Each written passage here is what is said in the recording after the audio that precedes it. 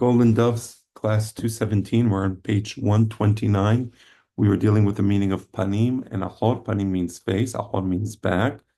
And we were dealing with that in the context of Hakadosh Baruch Hu. When we speak, of course, God doesn't exist in space. There was no front or back, obviously, right?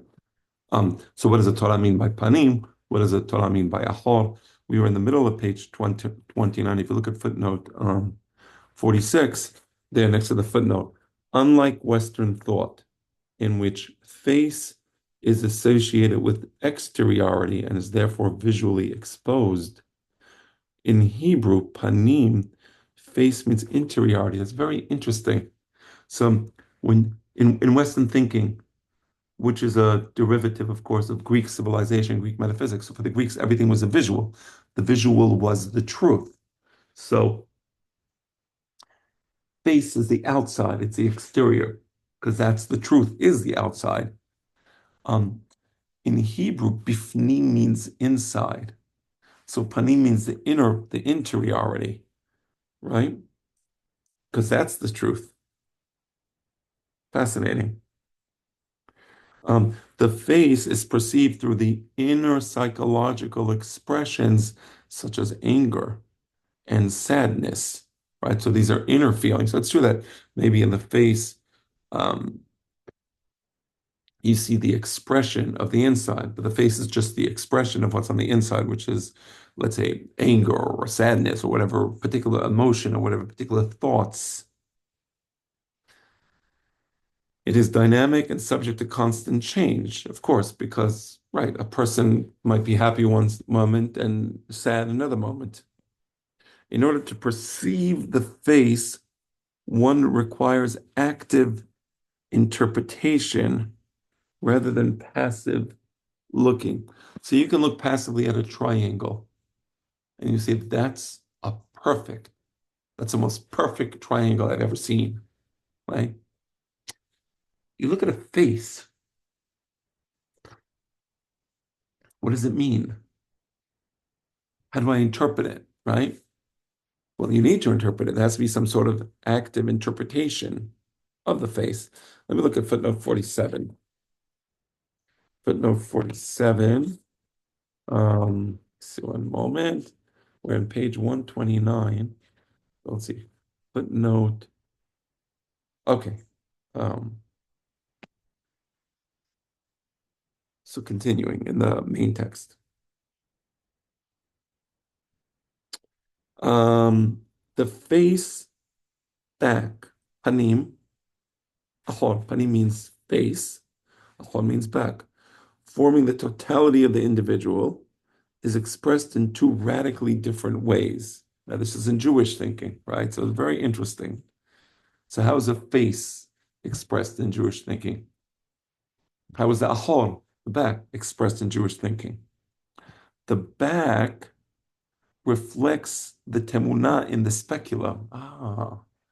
So for us, the exterior is actually the back, right? The temunah, which is what's projected onto the mirror, let's say, could be the mirror of our mind. So I see you. What I really see, it doesn't matter that I'm looking at your eyes and your nose and your mouth. I'm seeing at the, I'm looking at the achor. You're presenting yourself in a certain way. Maybe you're putting a big smile, right? It could be a phony smile, right? Whenever people speak today on TV, everybody has a big smile, right? Because a big smile is pleasing. So you want to show people that you're pleasing, right? But the fact that there's a big smile doesn't mean that that's what he or she is actually feeling. But that's the ahor, that's the back. Therefore, it is associated with sight and vision. So what Greeks consider to be truth, the visual, the absolute truth, Jews consider it to be the ahor, the back of something. The face can actually be perceived through speech alone. That's why by us, we don't care about the visual. And I said this so many times. I just gave a class in my knis. Rabbi walks in. We never seen him. He has a long beard and dressed in a special way and right, striking. From my perspective, that's great. That's wonderful. That the minute he opens his mouth, I can judge him. Nothing wrong with dressing beautifully. You should dress beautifully. Kevod alam levusha, right? The Kohen Gadol dresses beautifully. The minute he opens his mouth, that's where I judge him, right? The words he says, it doesn't take a long time. Within 30 seconds of the way a person talks, what he says, the content, the ideas, the way he thinks, 30, 60 seconds of talking, right? So we're interested in the call. The call comes from the inside. So how do you know the face of a person? The inner person through the call. So again, this goes back to simultaneous synthesis in the Greek thinking, where the visual is important, and successive synthesis. In simultaneous synthesis, I create a spatial spectrum, and I judge based on the spatial spectrum, which is static in time. In simultaneous synthesis, I judge based upon the temporal spectrum, where I take different data points along the temporal spectrum and I connect them and I synthesize them to create this understanding. Yeah. Okay. So to apprehend it, one must hear it, right? You have to hear the voice. Unfortunately, many times, getting back to the rabbi walks in, great, and then you hear them speak, and you're like, I don't know. Not always, not always, but most of the time. Okay. There is no possibility of seeing God's face. That's nonsense, right? You want to see God. Like, why can't I see God? Or why can't I hear Van Gogh's beautiful painting? Why can't I hear the painting? It's a stupid question. I'm sorry, it's a stupid question. Why can't I see God? Right. Thus, temuna, kol, are respectively incompatible with panim, achor. All right, the temuna has nothing to do with the panim. The temuna, the visual, has nothing to do with the what we call face, because the temuna is the outer expression of the inner, right? And similarly, the kol, the voice, has nothing to do with the ahor, because the voice reveals the inner part, and the ahor is more, how you want to show yourself. And again, the kol always reveals the person. You can hear him talk, and you understand, right? Chief Rabbi, we have to do anything to release the hostages, anything, even release thousands, according to Jewish halakha Yehudit, to Jewish law. I guess it shows by the semantic assimilation. In the Torah, you'll never see the expression halakha Yehudit, right? According to Jewish law, you understand semantic assimilation. He's thinking Jewish law, halakha Yehudit. Okay. We have the halakha. We don't have halakha Yehudit, but anyway, he said, the Sephardic chief rabbi, לפי ההלכה היהודית חייבים לעשות הכל, כולל לשחרר מחבלים עם דם על הידיים, אלפי מחבלים, even thousands of terrorists. You're entitled, anybody's entitled to an opinion, of course, but that's not Jewish law, right? And so you immediately can judge a person. You hear what they say, and you see the way they think. So I see the way he thinks. So because he feels very strongly about something, he confuses his emotions with Jewish law, right? So you see how even if a person is speaking the truth and he's not trying to hide himself, but from the way the ideas are formulated, it tells you a lot about the person. That was just one example. This pertains to our earlier discussion of simultaneous and successive syntheses, which I was just discussing. Following traditional philological exegesis, Maimonides translated the Hebrew panim el panim, face to face, as presentness to presentness.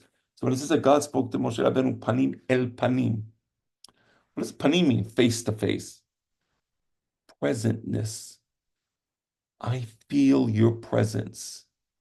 God is aware of your presence, and you feel God's presence being aware of your presence. Panim el panim. nothing to do with actual visual face. This presentness is apprehended through speech. So how do I feel God's presence? Vayikra el Moshe, through speech. Vayidaber Adonai el Moshe lemor, through speech, right? Kol devarim atem shomeim, speech, words. You hear. Utmuna enechem ro'im, but you see no visual. So this presentness is apprehended through speech, but not necessarily through phonetic words. It doesn't have to be words. You can feel the presence of God in the Tekiat Shofar, even though there's no words, right? Adonai bekol shofar. There's no phonetics there, but there's a sound. So there is something in successive synthesis of the sound of the shofar that enables us to feel the presence of God.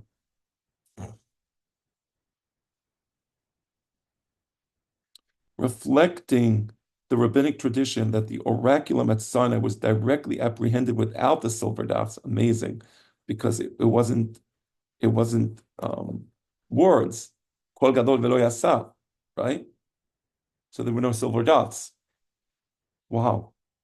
Maimonides stated that Panim el Panim, describing God's speech to the children of Israel, to Moses means that there is no intermediary. What does it mean there's no intermediary? So it's almost like God didn't even need to use words to speak to us. So we see it or we experience it as a terrifying but single sound. And our mind has to decode that single sound, right? Let me read you the pasuk with respect to the Jewish people. It's in Devarim. Give me a moment. It's Perek Yod Daled, pasuk Yod Bet. Right? So let me open up that perek. So perek Yod Daled. No. Well, this is a mistake. Okay, we have to fix this in the book. Well, let's see. Give me a moment, please. I will pause this. So with respect to Moshe Rabbeinu, it's the very end of the Torah where it says, ולא קם נביא עוד בישראל כמשה, אשר ידעו אדוני פנים אל פנים. No intermediary, right? Well, what about for the Jewish people? With respect to the Jewish people, it says, פנים בפנים דבר אדוני עמכם בהר מתוך האש. Right? פנים בפנים. Moshe Rabbeinu is פנים אל פנים. The Jewish people is פנים בפנים, but it's presence to presence. Now, of course, there's a difference between El and Be. That's a topic that I studied with my father.